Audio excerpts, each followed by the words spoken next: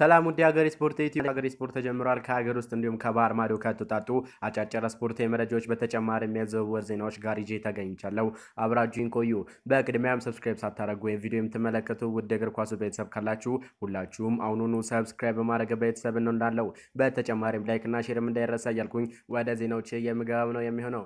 ቀዳሚ ወዳደረኩት ዜና ስገባ እንግዲህ የኢትዮጵያ ቡና ተጨማሪ የስፖንሰርሺፕ ስምምነትን ፈጽሟል። እንግዲህ በነገው ዕለት ነው የሚፈጽመው። በኢትዮጵያና በዓለም አቀፍ ደረጃ በስፖርት ውድድር ስራ እንግዲህ ሰፊ ልምድና እውቀት ያካበተው ቤቲካ የስፖርት ውድድር ከኢትዮጵያ ቡና ስፖርት ክለብ ጋር በነገው ዕለት ጥቅምት 4 ማለት ነው 2014 ዓ.ም ላይ ከቀኑ 11 ሰዓት በኢንተርኮንቲኔንታል ሆቴል የስፖንሰርሺፕ ስምምነትም እንደሚፈራረሙ ነው የተገለጸው። እንግዲህ ቤቲካ ሁላችንም እንደምናውቀው በኢትዮጵያ ብቻ ሳይሆን በዓለም አቀፍ በጣም ሰፊ ልምድ ያለው ድርጅት እንደሆነ ብላችሁ የምናውቀው ነው። እንግዲህ ከዛ ጋርም ተጨማሪ የስፖንሰርሺፕ ስምምነትን ፈጽሟል ማለት ነው። የኢትዮጵያ ቡናው የኢትዮጵያ ፕሪሚየር ሊግ ክለብ የሆነው ኢትዮጵያ ቡና ማለት ነው። ትናንትና በተከናወነ እንግዲህ በዓለም ዋንጫ የምድብ አራተኛ ጨዋታ በዓለም ዋንጫ ማጣሪያ የምድብ አፍሪካ ማለት ነው የምድብ አራተኛ ጨዋታ በጆሃንስበርግ ኤፍቢኤን ስታዲየም በተከናወነው ደቡብ አፍሪካ ኢትዮጵያ ብሔራዊ ቡድንን ባስተናገዱበት ጨዋታ እንግዲህ ኢትዮጵያ ብሔራዊ ቡድን ጌታነህ ከበደ በ11ኛው ደቂቃ ራሱ ላይ ባስቆጠረው ግብ 1-0 በድጋሚ ማሸነፍ ችሏል ማለት ነው። በዚህ ውጤት አማካኝነት የኢትዮጵያ ብሔራዊ ቡድን ከዓለም ዋንጫው ተሰናብቷል ማለት ነው። ከዚህ በኋላ ተስፋ የላቸው ማለት ነው። ምናልባት በትላንትናው ዕለት ነጥብ ይዘው ቢወጡ ኖሮ የኢትዮጵያ ብሔራዊ ቡድን ለዓለም ዋንጫው ተፎካካሪነት ሆኖ ይቀሩ ነበር። ከዚህ በኋላ ግን ተስፋ የላቸው ማለት ነው። 3 ነጥብ ነው ያዙት። ከዚህ በኋላ 2 ጨዋታዎች ይቀራቸዋል። 2 ጨዋታዎች ራሱ ቢያከናውኑ አይደርሱም። እንግዲህ ደቡብ አፍሪካ 10 ነጥብ ነው ያላት። እንግዲህ 10 ነጥብ እንደመኖሯም መጠን እንግዲህ 9 ነጥብ ነው። ስለዚህ ደቡብ አፍሪካ ከዚህ በኋላ ጨዋታ ሳታደርግ ራሱ ኢትዮጵያን ትበልጣታለች ማለት ነው። ኢትዮጵያ ሙሉ 3 ነጥብ ይሰጣል። ስለዚህ በዚህ አማካኝነት የኢትዮጵያ ብሔራዊ ቡድን ማለፍ አይችልም ማለት ነው። ማለፍ እድሉ አልቋል ማለት ነው። እንግዲህ በትላንትናው ነገር ስናነሳ እንግዲህ በመሀል ሜዳው ላይም ትንሽ የተሻለ ነገር ባለፈው በጣም የተሻለውን የኢትዮጵያ ብሔራዊ ቡድን ነበር መመልከት የቻልነው። በኳስ ቁጥጥርም ኳስ ትንሽ ፔስ ፈጥረው ነበር መጫወት የጀመሩት። ሆኖም ግን የተሻለውን ብሔራዊ ቡድን ያየንበት በአማካኝ ቦታ ላይ የተሻለውን የአማካኝ ስፍራ ጥምረት ያየንበት ነበር። ሆኖም ግን እንዳለመታደል ሆኖ የኢትዮጵያ ብሔራዊ ቡድን በትላንትናውም ጨዋታ ድል ሳይቀናቸው መውጣት ችሏል ማለት ነው። እንግዲህ በትላንትናው ጨዋታ ላይ እንግዲህ የብዙ ዓመት ያለውን ልምድ ያለውን ሽመልስ በቀለን ተቀያሪ ወንበር ላይ አድርገው ነበር የኢትዮጵያ ብሔራዊ ቡድን አሰልጣኝ ውበቱ አባተ እየጀመሩት የነበረው። ሆኖም ግን ይህ ነገር አሰልጣኝ እንግዲህ በነ ሱራፊል ዳኛቸውና መስዑድ መሐመድ ነበረ በ8 ቁጥር ቦታ ላይ በደብል ፒቮት ለማጫወት የጀመሩት የነበረው እንግዲህ አሰልጣኝ ውበቱ አባተ ማለት ነው። ሆኖም ግን የኢትዮጵያ ብሔራዊ ቡድን ሳያሳኩ ወይም ደግሞ ድል ሳይቀናቸው ቀርቷል ማለት ነው። እንዳለመታደል ሆኖ ነው እንጂ በጨዋታም ከባለፈው የተሻለ ነገር ነበር የኢትዮጵያ ብሔራዊ ቡድን ማስመልከት የቻለው የነበረው። ሆኖም ግን እድል ሳይቀናቸው ቀርቷል ማለት ነው። በአንጻሩ እንግዲህ ሳይታሰብ ነበረ የራሱ ላይ ግብ ማስቆጠር የቻለው የነበረው እንግዲህ ጌታነህ ከበደ የማዕዘን ምት አውጣለሁ ብሎ ነው ኳሱ ተጨራርፎ ኢትዮጵያ እንግዲህ ገና በጊዜ መመራት የጀመረችው የነበረው 11ኛው ደቂቃ ነው። ግን ከዛ በኋላ በክርና ስር በራሱ በጌታነህ ከበደ በአማካኝነት በጣም ብዙ ሙከራዎችን ብዙ የተሻለ ነገርን ለመፍጠር ሞክሮ ነበር። ሆኖም ሳይሳካላቸው ቀርቷል። በተለይ ደግሞ በ34ኛው ደቂቃ አቤል ያለውን ቀይሮ ማስገባት ከአማኑኤል ገብረ ሚካኤል በተሻለ እንቅስቃሴ ማድረግ ችሎ ነበር። እንዲሁም አማኑኤል ዮሐንስም ወደ አሰላለፉ መምጣት የቻለ ተጫዋች ነበር። እንግዲህ ሱሌማን አህመድም እንዲሁ በአሰላለፉ መጣ ተጫዋች ነበር። ሆኖም ግን የኢትዮጵያ ብሔራዊ ቡድኖች በትናንትናው ዕለትም እንዳለመታደል ሆኖ ድል ሳይቀናቸው ወይም ደግሞ ነጥብ ሳይዙ መውጣት ተገደዋል ማለት ነው። በጣም አሳዛኝ ነገር ነው የተመለከትነው ማለት ነው። እንዳጨዋታቸው ግን እግር ኳስ ፍትህ ያለ መሆኗን ነው ያየንበት በትናንትናው ጨዋታ ላይ። እንግዲህ የደረጃ ሰንጠረዡን ለመናገር ያህል በአሁን ባለው ነጥብ ሳውዝ አፍሪካ ነች ወደ ቀጣይ ዙር የማለፍ እድል ያላት። እንግዲህ በ10 ነጥብ ምድቡን ስትመራ ጋና በ9 ነጥብ ትከተላለች። ኢትዮጵያ በ3 ነጥብ በ3 የግብዳ 3ኛ ደረጃ ላይ ስትቀመጥ ዚምባብዌ በ4 የግብዳና በ1 ነጥብ 4ኛ ደረጃ ላይ ተቀምጠዋል ማለት ነው። እንግዲህ በጣም ከባድ ነገር ነው ማለት ነው ለኢትዮጵያ ብሔራዊ ቡድን በተለይ ደግሞ ለአፍሪካ ዋንጫ ግን የተሻሻለውን ኢትዮጵያ ብሔራዊ ቡድን እንጠብቃለን። አሰልጣኝ ውበቱ አባተ እንግዲህ በጣም ተስፋ ያለው ነገር ነው እያሳዩን ያሉት የተሻለ ነገርም እንድንጠብቅ ያደርጉናል ብዬ ነው እኔ በእንደግል የማምነው ማለት ነው። ወደ ቀጣይ እዛው አፍሪካ ወደ መልከ ዜና ስገባ እንግዲህ ሽንፈት ያልገጠማት አልጄሪያዊቷ ሀገር አፍሪካዊቷ ሀገር የአፍሪካ ዋንጫ አሸናፊው አልጄሪያ ተከታታይ ጨዋታዎችን ማሸነፍ ቀጥላለች። በጀማል ቤልማዲ የሚመሩት አልጄሪያዎች ባለፉት 31 ጨዋታዎች ሽንፈት አላስተናገዱም። የሪያድ ማህሬዟ ሀገር አልጄሪያ 23 ጨዋታዎችን ሲያሸንፉ በ8ቱ ደግሞ አቻ መውጣት ችሏል ማለት ነው። እንግዲህ ለዓለም ዋንጫ ማለፍ እንግዲህ ተስፋ ከተሰጧቸው ማለት ያልፋሉ ተብሎ መጀመሪያ ግምት ከተሰጣቸው አልጄሪያ ቀዳሚ ነች። በተለይ ደግሞ የባለፈውን የአፍሪካ ዋንጫ አሸናፊም እንደመሆኗ መጠን ቅድሚያ ግምት ተሰጥቷታል ማለት ነው። ሞሮኮም እንግዲህ ለመጨረሻው 10 ውስጥ ማለፏን አረጋግጣለች። ሞሮኮ ትላንትና ምሽት ባደረጉት የዓለም ዋንጫ ማጣሪያ ጨዋታ ጊኒ ቢሳውን 4-1 በሆነ ውጤት ማሸነፍ ነው እንግዲህ ማለፋቸውን ያረጋገጡት። ሞሮኮ ያስመዘገቡት ውጤት ተከትሎ ለኳታሩ ዓለም ዋንጫ ለማለፍ በሚደረገው የመጨረሻው 10 ሀገራት ውስጥ ሁለተኛዋ ሀገር በሆኗን አረጋግጣለች። ሞሮኮ በቀጣይ የዓለም ዋንጫ ተሳታፊ ለማረጋገጥ 180 ደቂቃዎች ብቻ የደርሶ መልስ ጨዋታ ይቀርባታል ማለት ነው። እንግዲህ ምናልባት ይህን ጨዋታ ሞሮኮ በድምር ውጤት ማሸነፍ ወይም ደግሞ የበላይነት የምትወስድ ከሆነ ለዓለም ዋንጫ ማለፏን ታረጋግጣለች። በአንጻሩ ሴኔጋልም እንግዲህ የመጀመሪያዋ ክለብ ነች ወደ ቀጣዩ ዙር ማለፍ የቻለችው በሰይዶ ማኔ የምትመራው እንግዲህ በትላንትናው ዕለት ናሚቢያን 3-1 በሆነ ውጤት ማሸነፍ ነው ማለፏን ያረጋግጠችው።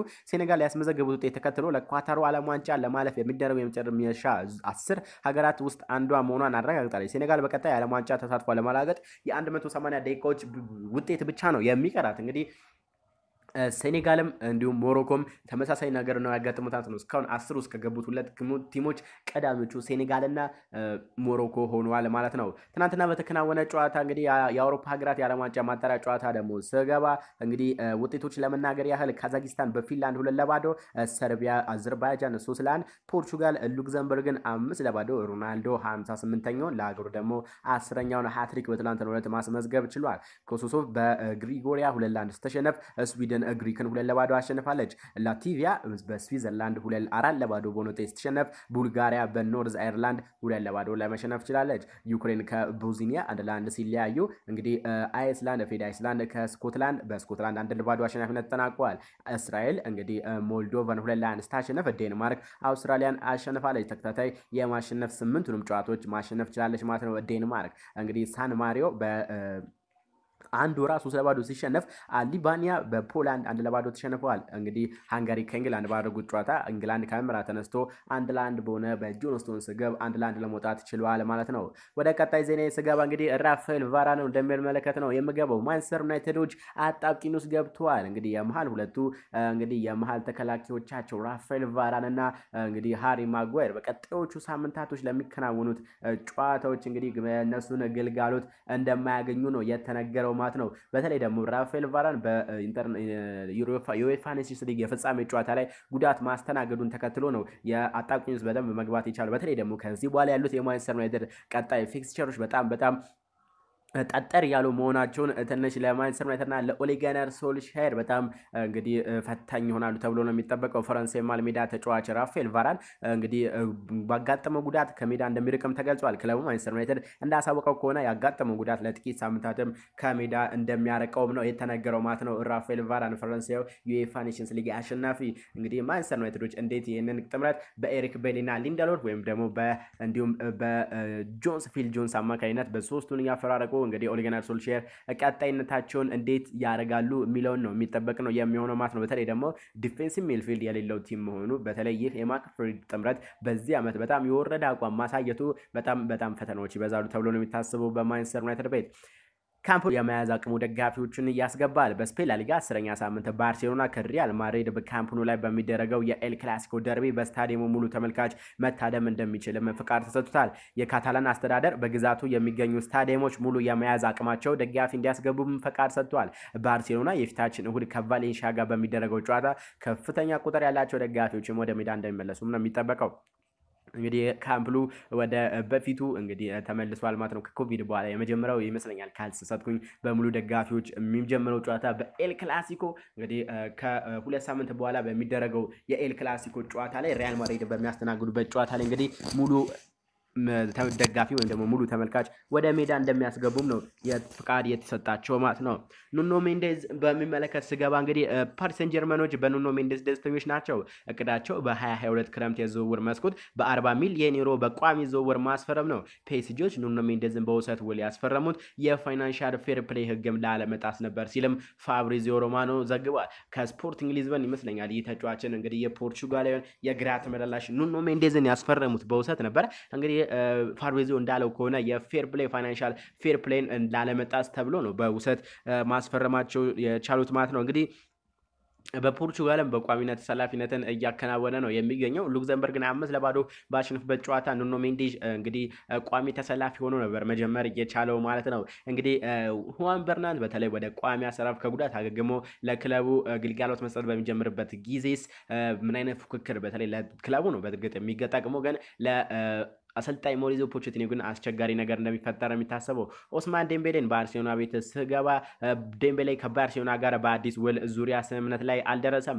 ባርሴሎና እስካሁን ከፈረንሳዊ መስመር ተጫዋች ጋርም ስምምነት ላይ መድረስ አልተቻለም። እንደ ፋብሪዚዮ ሮማኖ ዘገባ ኦስማን ዴምቤሌ በዚህ ውድድር መጨረሻ ከካታሎኑ ክለብ ጋር ኮንትራታቸውን ከሚጠናቀቅባቸው ከባርሴሎና ተጫዋቾችም አንዱ ሆኗል። ባርሴሎና ከ24 ዓመቱ ፈረንሳዊ መስመር ተጫዋች ጋርም አዲስ ውል ለመፈራረምም ፍላጎት ቢኖራቸውም እንዲሁም ለተጫዋቹ ከፍተኛ ፍላጎት ያለው ሁዋን ላፖርት ከተጫዋቹ ወኪል ጋር በተደጋጋሚ ስብሰባዎችን ቢያደርግም እስካሁን ስምምነት ላይም አልተደረሰም። እንደዘገባው ሁኔታ ትንሽ የተወሳሰበ መሆኑ ሲገለጽ ዴምቤሌ በአሁኑ ጊዜ ከጉዳቱ በማገገም ላይ ሲሆን በቅርቡ ለጨዋታም ዝግጁ እንደሚሆንም ነው የተዘገበው ማለት ነው። እንግዲህ ኦስማን ዴምቤሌ በሁላችንም በባርሴሎና ቤት ከመጣ በኋላ እንደ ተፈለገው አልሆነ። በጉዳት ምክንያት እንግዲህ ባርሴሎና ከቅዱ በተቃራኒው ነበር መሆን የቻለው ማለት ነው። ምንም እንኳን ከቦሩሲያ ዶርትመንድ በርከት ያለ ገንዘብ ፈሰስ አድርገው ቢያስፈርሙትም ግን የተፈለገውን ያህል ማሳካት አልቻለም። የባርሴሎና ተስፈኛው ኮንትራቱን ሊያራዘም ነው። ባርሴሎና ተስፋ ሰጪ እንቅስቃሴን እያደረገ የሚገኘው ተጫዋቹ ኮንትራቱን በዚህ ሳምንት እንደሚያራዘም ተገልጿል። ስፔናዊ የመሃል ተጫዋች ፔሪ ጎንዛሌስ ኮንትራቱን ለማራዘም ከክለቡ ጋር መስማማቱ ሲናገር በዚህ ሳምንት ይፋ እንደሚደረግም ነው የተዘገበው። በትናንትናው ዕለት የአንሱ ፋቲን ኮንትራት ለማራዘም በዚህ ሳምንት መጨረሻ ላይ ከስምምነት ይደርሳሉ ተብሎም ነው የተነገረው። ነግሬያችሁ ነበረ። ዛሬ ደግሞ ሌላኛውን የመሃል ሜዳ ላሜሲያ ውጤት የሆነውን ፔሪ ጎንዛሌዝን ኮንትራት ለማራዘም ከስምምነት ላይ ሊደርሱ እንደደረሱና በቅርቡም ኮንትራቱ እንደሚፈራረመው የተናገረው። እንዲሁም በዛው ባርሴሎና ቤት ሳልወጣ ባርሴሎና ፍራንኪ ኬሴን አይቮሪ ኮስታዊን ተጫዋች ማስፈረም ይፈልጋሉ። እንደ ሙንዶ ዲፖርቲቮ ዘገባ ከኤሲ ሚላን ጋር ኮንትራት ያለውን ኮንትራት በውድድሩ ዘመን መጨረሻ የሚያበቃው የ24 ዓመቱ የኤሲ ሚላን የአማካኝ ስፍራ ተጫዋቹ ፍራንኪ ኬሴ በባርሴሎና ረዳር ውስጥም ወድቋል። ፍራንኪ ኬሴ ከኤሲ ሚላን ጋር ኮንትራቱን ለማራዘም አልተስማማም። ባርሴሎና ሁኔታውን በጥብቅ እየተከታተሉ ነው። ባርሴሎና ከፍራንኪ ኬሴ በተጨማሪ የ24 ዓመቱን ዴኒስ ዘካሪያስን ሁኔታ እየተከታተሉ ነው። ዘካሪያስ ከሞንቼግላድባ ጋርም ያለው ኮንትራት በውድድሩ ዘመን መጨረሻም ያበቃል። እንግዲህ ዴኒስ ዘካሪያስ በጣም እየተወራለት ልጅ ነበረ። በብዙ በአውሮፓ ታላላቅ ሊጎች አይን ውስጥ ወድቆ ነበር ክለቦቹ። ሆኖም ግን በጉዳት ምክንያት ይህ ተጫዋች እንደተፈቀደው ላይሆን ችሏል ማለት ነው። በእርግጥ ግን በዚህ ዓመት መጨረሻ ላይ ኮንትራቱ እንደሚያበቃና ወደ ሌሎች ትላልቅ ክለቦች እንደሚያምራም ነው የሚጠበቀው። ከዛ ክለቦች ውስጥ አንዱ የካታሎኑ ባርሴሎና ይገኝበታል ማለት ነው። ወደ አይቮሪ ኮስት ፍራንኪ ኬሴ ስመጣ ደግሞ ፍራንኪ ኬሴ በጣም ባርሴሎና ቀላሉ ያገኘዋል ተብሎ አይጠበቅም። ከዛ ውስጥ አንዱ እንግዲህ የእንግሊዙ ማንቸስተር ዩናይትድ ቀላል ተፎካሪ አይሆንም ተብሎ ነው የሚታሰበው ለባርሴሎና። እንዲሁም ሌሎችም ፒኤስጂም ፍራንኪ ኬሴን ላይ ፍላጎት ያለው ክለብ ነው። ሆኖም ግን በቀላሉ ባርሴሎናዎች ይህን ተጫዋች ከኮንትራት ነፃ የሚሆነውን አይቮሪ ኮስታውን የአፍሪካውን ተጫዋች ያገኛሉ ተብሎ አይታሰማት ነው። ቲሞ ቨርነርን ወደሚመለከት ዜና ስገባ እንግዲህ ቼልሲ ጀርመናዊውን አጥቂ የመሸጥ ፍላጎት የላቸውም። የቼልሲ የ25 ዓመቱ ጀርመናዊ አጥቂው ቲሞ ቨርነር እስከ 2025 ከክለቡ ጋርም ውላል። በሳምንት ወዲህ ቲሞ ቨርነር ቼልሲ ሊለቅ ይችላል የሚል ዘገባዎች የነበሩ ቢሆንም ነገር ግን ሰማያዊዎቹ ጀርመናዊውን አጥቂ የመሸጥ ፍላጎት እንደሌላቸው ተገልጿል። ተጫዋቹም ቼልሲን የመልቀቅም ፍላጎት የለውም። በቅርቡ በሳውዲ ሉላን እጅ ውስጥ የወደቀው ኒውካስትል ዩናይትድ በጣም እንግዲህ ቀንደኛ ፈላጊው የሆነው ቲሞ ቨርነርን ነው ተብሎ ነበር በስፋት ሲነገር የነበረው። በተለይ በመጪው የጥር የዝውውር መስኮት ቲሞ ቨርነርን ከቼልሲ ያስመጣሉ። ከለንደኑ ክለብ ቼልሲ ወደ ሴንት ጄምስ ፓርክ ያመጣሉ ተብሎ ቢታሰብም ሆኖም ግን ቼልሲም ተጫዋቹን መልቀቅ እንደማይፈልግ እንዲሁም ደግሞ ቲሞ ወርነርን ከክለቡ ጋር መለየት እንደማይፈልግ ነው የተነገረው ማለት ነው። በተለይ ከቡንደስሊጋ ካንጸባረቀ በኋላ ወደ ለንደኑ ክለብ ቼልሲ መጥቶ በእንግሊዝ ፕሪሚየር ሊጉ ነገሮች አልጋ ባልጋ ያልሆኑ ለቲሞ ወርነር በእርግጥ በዚህ ዓመት ሮሜሮ ሉካኩን ካስፈረሙ በኋላ ትንሽ የተሻለ ነገርን ማስመልከት ቢችልም ግን እስካሁን ድረስ የጀርመኑን ባሳየውን ወይ ደግሞ በቡንደስሊጋ ያሳየውን አቋም መልሶ ማሳየት አልቻለም ማለት ነው። ይህ ክለብ እንግዲህ ይህ ተጫዋች ቲሞ ወርነር በአንጻሩ ግን በጀርመን ብሔራዊ ቡድን ግን ሌላኛውን ተቃራኒ የሆነውን ቲሞ ወርነርን ነው እየተመለከተን የምንገኘው ማለት ነው። ቀጣይስ እንግዲህ የቲሞ ወርነር የቼልሲ ጉይታስ ምን ይመስላል የሚለው የሚጠበቅ ነው የሚሆነው ማለት ነው። እንግዲህ ሮሜሮ ሉካኩ ወደ ቼልሲ መፈረሙን ተከትሎ የቋሚነት ቦታውን የተነፈገው ቲሞ ወርነር ምን ይፈጠራል በቀጣይ? በመጨረሻም ዶኒ ቫን ደ ቤክን ወደ መመልከት ዜና ነው የምገባው። ማንቸስተር ዩናይትዶች ተጫዋቾቻቸውን ሊያጡ ይችላሉ። ቀያዮች ሰይጣኖቹ ከወራት በኋላ በሚከፈተው የዝውውር መስኮት ዶኒ ቫን ደ ቤክን ሊያጡ እንደሚችሉም ተገልጿል።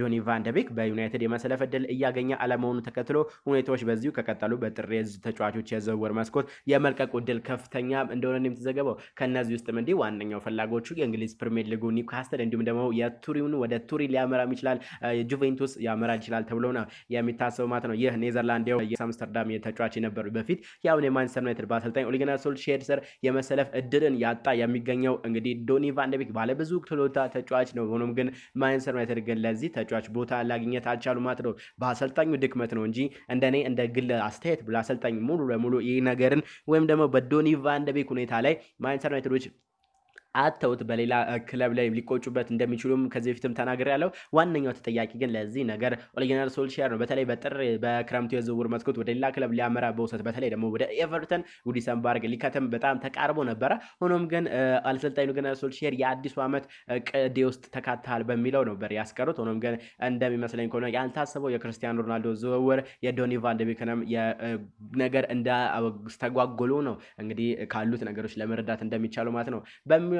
ቀጣዩስ እንግዲህ ምናልባት ኦሌ ጉናር ሶልሼር የሚሆን ነገር ብለው ዶኒ ቫን ደ ቤክን ሊያስቀሩበት የሚችል ነገር ሊፈጠር እንደሚችልም ይታሰባል። እንግዲህ ካላቸው ከተጫዋቾች ጋር ስምምነት በተለይ ቀረበት አሰልጣኝ ኦሌ ጉናር ሶልሼር በእንደዚህ አይነት ሁኔታ የሚታሙ አይደለም። ምናልባት ሊያስቀሩ የሚችሉበት እድል ይፈጠራል ተብሎ ይታሰባል። ለዛሬ አዘጋጁላችሁ ለስፖርት መረጃዎች እነዚህን ይመስሉ ነበር። ሁላችሁም ላይክ፣ ሰብስክራይብ፣ ሼር ስለምታደርጉ ከልብ እያመሰገንኩኝ ሰናብታችኋለሁ።